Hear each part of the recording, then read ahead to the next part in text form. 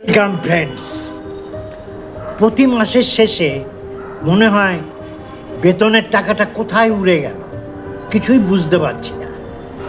মাসের শেষ সপ্তাহে আবার সেই ধার দেনা, বাড়িতে ঝগড়াঝাটি, এই জন্য নিত্য নৈমিত্তিক ঘটনা। কম টাকা আয় করি আর বেশি টাকা আয় করি, সকলের প্রায় একই অবস্থা। মাসের শেষ সপ্তাহে মানিব্যাগ ফাঁকা, পকেটে কিছু নেই। কেন এরকম হয়? এই কষ্ট কি দূর হবে না? আজকে আমি আপনাদের সাথে এই বিষয়ে একটা পরিকল্পনার কথা আলোচনা করব, যাতে এই সমস্যার সম্মুখীন আপনাদের আর ভবিষ্যতে। নিয়মটা হচ্ছে 50-30-20 রুল। এটা যদি আমরা সঠিকভাবে বুঝতে পারি এবং রূপায়ণ করতে পারি বাস্তব জীবনে ধীরে ধীরে, তাহলে কিন্তু আমাদের মাসের শেষে এই কষ্টটা, এই নেই আত্মনাদটা আর থাকবে না। আমরা সবাই জানি টাকা উপার্জন করা যত কঠিন, তার থেকে সেটা সঠিকভাবে খরচ করাটা আরও কঠিন। টাকার পাখনা আছে, সে উড়ে যায়। আমরা কত পরিকল্পনা করি, মাসের প্রথমে এই খাতে এত খরচ করব, ওই খাতে এই খরচ করব, তারপরে মাসের শেষে সেই একই খালি মানি ব্যাগ। আবার মুদিখানার দোকানে বাকি, বইয়ের সাথে ঝগড়া।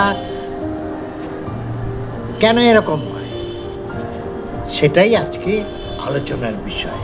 অর্থাৎ 50-30-20 রুলটা আমরা বিশদভাবে ব্যাখ্যা করব, যাতে আপনার বাস্তব জীবনে সেটা আপনি সঠিকভাবে রূপায়ণে আপনার মাসিক বেতনের টাকা বা মাসিক ব্যবসার থেকে যে আয় হয়, সেই টাকাটা 3টে ভাগে ভাগ করতে হবে।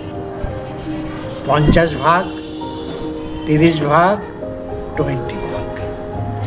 50 ভাগ দিয়ে আপনার সংসারে প্রয়োজনীয় এসেনশিয়াল যে এক্সপেন্সেসগুলো, সেগুলো মেটাতে হবে। 30 থাকবে হচ্ছে, 30 ভাগ থাকবে আপনার শখ আহ্লাদ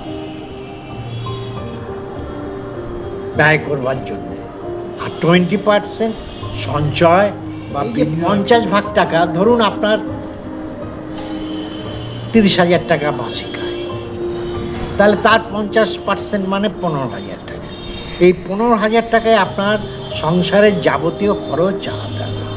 তার ভিতর আপনার রেশন, চাল, মুদিখানার দোকান, প্রতিদিন বা প্রতি সপ্তাহ সবজি, মাছ, মাংস, ডিমের খরচ, আপনার গ্যাস, ইলেকট্রিক বিলের টাকা, আপনার ছেলেমেয়ের স্কুলের এডুকেশনাল খরচ, মেডিকেল খরচ, আপনার বিভিন্ন ইন্স্যুরেন্সের প্রিমিয়াম, এই সমস্তই এই 15,000 টাকার ভিতর ম্যানেজ করতে হবে।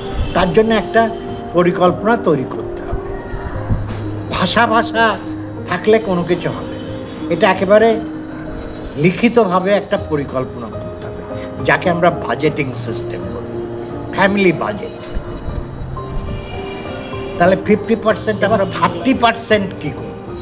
30% হচ্ছে শখ আহ্লাদ, মৌজ করবার জন্য। রেস্টুরেন্টে খাবো, বাড়িতে রেস্টুরেন্ট থেকে অর্ডার দিয়ে বিরিয়ানি আনবো, সিনেমা দেখতে যাব, আইনক্সে ফিল্ম দেখব, বেড়াতে যাব, কিছু গ্যাজেট কিনবো, সেটা মোবাইল হতে পারে, অন্য কেউ ফ্রিজ, এসি হতে পারে। এই যে শখের, তখন শখ বা জীবনে আনন্দ ছাড়া তো বেঁচে থাকা যায় না। শুধু ভাত খেয়ে বেঁচে থাকা যায় না, আনন্দটাও দরকার, কিন্তু সেটা পরিকল্পনা মাফিক করতে হবে। অর্থাৎ 30,000-এর ভিতর 30% মানে 9,000 টাকা আপনারা এই বাবদ রেখে দেবেন। এটা যেন কখনোই 9,000-কে না ছাড়িয়ে যায়, অর্থাৎ 30%-কে না ছাড়িয়ে যায়। তাহলে এইটা গেল আমাদের প্রথমটা। বলেছিলাম নিড, এটা হচ্ছে ওয়ান্টস, শখ না করলেও চলে, এটা না হলে মানুষ মরে যাবে। কিন্তু প্রথম যেটা বলেছি নিড, সেটা বাঁচার জন্য দরকার। তাহলে আমরা নিডে 50% দিলাম, ওয়ান্টে 30% দিলাম, আর 20% থাকবে আমার সঞ্চয়। ভবিষ্যতে একটা বাড়ি কিনতে হবে, বা বাইরে বাড়ি তৈরি করতে হবে, একটা গাড়ি কিনতে হবে, 2 হুইলার কিনতে হবে, ছেলে মেয়ের এডুকেশান আছে, হায়ার এডুকেশান, আর সবচেয়ে বড় আমার রিটায়ারমেন্টের পরে আজকে যেভাবে জীবনযাপন করছি, যাতে রিটায়ারমেন্টের পরে যখন আয় থাকবে না তখনও এইভাবে জীবনযাপন করতে পারি, সেই জন্য একটা রিটায়ারমেন্ট প্ল্যান করতে হবে। তার জন্যে এই 20%, তার মানে 30,000-এর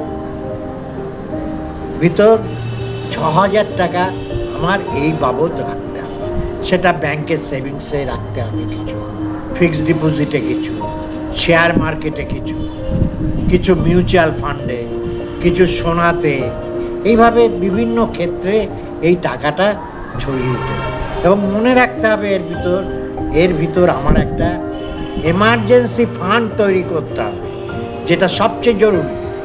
হঠাৎ বিপদ কখন কার আসবে, হঠাৎ একটা দুর্ঘটনা হলো, সে আপনার হতে পারে অ্যাক্সিডেন্ট, বাচ্চার পড়ে যে হাত পা ভাঙতে পারে, হসপিটালাইজ করতে হতে পারে, এই খরচগুলো আগের থেকে জানা যায়, আনপ্রেডিক্টেবল। এর জন্য একটা এমার্জেন্সি ফান্ড, এই যে 6,000 টাকা, এর থেকে তৈরি করতে হবে। এই এমার্জেন্সি ফান্ডের উপর আমার একটা ভিডিও আছে, সেটা দেখে নিতে পারেন। এটা অন্তত আপনার মাসিক আয়ের 6 গুণ থেকে 12 মাসের একটা ফান্ড হাতের কাছে, যা সহজে তোলা যাবে, হঠাৎ আজই দরকার হলে আজই পাওয়া যাবে, এইভাবে একটা এমার্জেন্সি ফান্ড তৈরি করে রাখতে হবে। সেটাও এই 6,000। অনেক সময় অনেকে আমরা হিসেব ঠিক মতো রাখতে পারি না বলে ভুল করে শখের খরচটা বেশি করে ফেলি, তার ফলে যেটা ক্ষতিগ্রস্ত হয় সেটা হয় ভবিষ্যতের সঞ্চয়, বিনিয়োগ ক্ষতিগ্রস্ত হয়। সেই জন্য 20% যাতে কোনোভাবে ক্ষতিগ্রস্ত না হয়, এই 6,000 টাকা, 30,000 যার আয়, তার এই 6,000 টাকা রাখতেই হবে। 6,000 টাকা যদি রাখেন, আপনি 1 বছরেই 72,000 টাকা জমাতে পারবেন। এবার এটা যদি ঠিক মতো আপনি সঠিক জায়গায় বিনিয়োগ করতে পারেন, এর রিটার্ন দিয়ে চক্রবৃদ্ধি হারে কম্পাউন্ডিং করে, যে সেটা 5 বছর বাদে কত হবে আপনি ধারণা করতে পারছেন। যে জন্য আইনস্টাইন বলেছিলেন, compounding is the 8th wonder of the world. চক্রবৃদ্ধি হচ্ছে পৃথিবীর 8ম আশ্চর্য। কীভাবে, সে একটা গল্প আমি এর ভিতর দিয়েছি আপনাদের, এটা আমার শর্টস ভিডিওতে, যে 1 টাকা করে রোজ ডাবল হতে হতে সেটা 107 কোটি ছাড়িয়ে যাবে। ভাবতে পারছেন? 107 কোটি। This is the compounding magic. অতএব আপনার ওই যে 20% সঞ্চয় বা বিনিয়োগের টাকা, এটা যেন এই নিয়মটা যদি 50-30 রুলটা মেনে চলে, তাহলে মাসের শেষে আপনার আর দুশ্চিন্তা থাকবে, চিন্তা করতে হবে।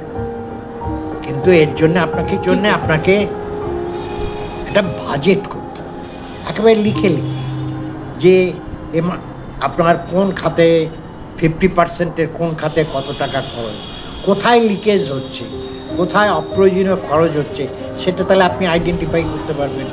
এ মাসে আপনি কদিন হোটেলে খাবেন, কদিন বাড়িতে বিরিয়ানি এনে খাবেন, আপনার বেড়ানোর পরিকল্পনাটা কি আছে, দীঘায় যাবেন না সিমলায় যাবেন না ব্যাংকক যাবেন না সুইজারল্যান্ড যাবেন, সেই পরিকল্পনাটা আপনার এই আর্থিক বাজেটের উপর নির্ভর করে তৈরি করতে হবে। এটা যদি করতে পারেন, তাহলে আপনি নিশ্চিন্তে ঘুমাতে পারবেন, আপনার মাসের শেষে আর দুশ্চিন্তা। তাহলে আর চিন্তা কি? আজ থেকে 50-30-20 রুলটা চালু করুন। আপনার কঠিন মনে হতে পারে, কিন্তু ধীরে ধীরে এটা অভ্যস্ত হয়ে যাবে, একটা রুটিনের ভিতরে এসে যাবে। বাজেটটা সঠিকভাবে করুন, নিশ্চিন্তে ঘুমান। এবং এই শান্তি, পরম শান্তি। আমার কাছে কেউ টাকা পায় না, কেউ আমার পাওনাদার আমার পিছনে দৌড়াবে না, এই শান্তি পৃথিবীতে আর কিছুতে নেই। অতএব আমার এই ভিডিও যদি আপনাদের ভালো লাগে লাইক করুন, বন্ধুদের শেয়ার করুন, আর যারা এখনও আমার চ্যানেলটি সাবস্ক্রাইব করেন তারা সাবস্ক্রিপশান বাটনটা ক্লিক করে দিন এবং নোটিফিকেশান বেলটা বাজিয়ে দিন, যাতে আমার এই রকম ভিডিও আপনারা সময় মতো পেতে পারেন, তার ইন্টিমেশনটা আপনাদের কাছে পৌঁছে যাবে। আপনারা সবাই সুস্থ থাকুন, ভালো থাকুন, শান্তিতে থাকুন, আনন্দে থাকুন। আর আনন্দই হচ্ছে, আমি বলি, ঈশ্বর, আনন্দই আল্লাহ।